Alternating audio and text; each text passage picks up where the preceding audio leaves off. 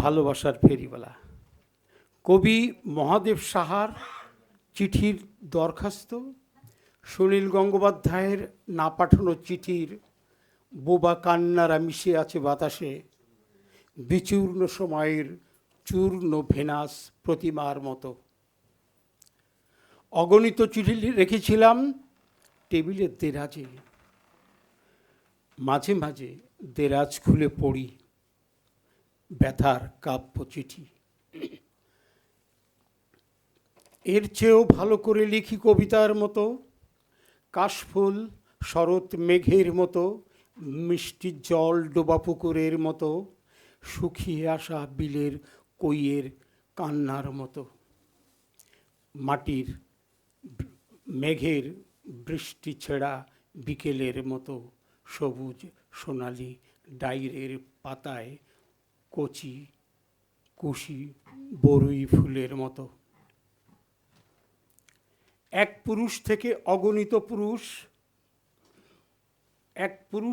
অগণিত পুরুষের কাছে লেখা চিঠি, অগণিত রাত্রির আকাশে অগণিত তারার মতো, দৃষ্টিসীমার নীল মেখলার ঊষর ভূমির মতো। আমি অসংখ্য চিঠি লিখে চলেছি দিনান্ত। আজ এই শহরের অগণিত মানুষের ভিড়ে বড় একা বলে ফুটপাতে হেঁটে হেঁটে ভালোবাসার এই কাঙাল ফেরিওয়ালা হাঁকে, চিঠি নেবে, চিঠি, ভালোবাসার চিঠি। জীর্ণম্বিত প্রায় চিঠিগুলো পড়ে আছে নির্জনে ঘরের কোনায় আজও।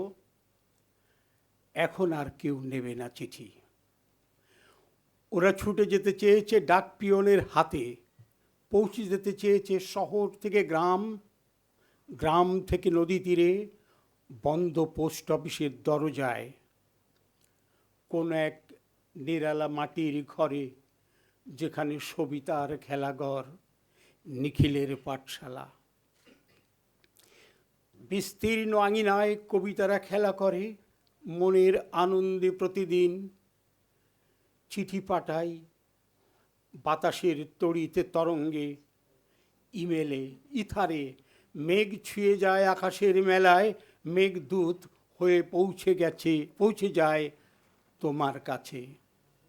বন্ধু, এবার সব চিঠিগুলো পৌঁছে যাবে অনন্ত প্রেমিকের পাঠশালায়। আমি জীর্ণ ব্যথায় কাঁদব না আর, চিঠি নেবে, চিঠি, আমার ভালোবাসার চিঠি।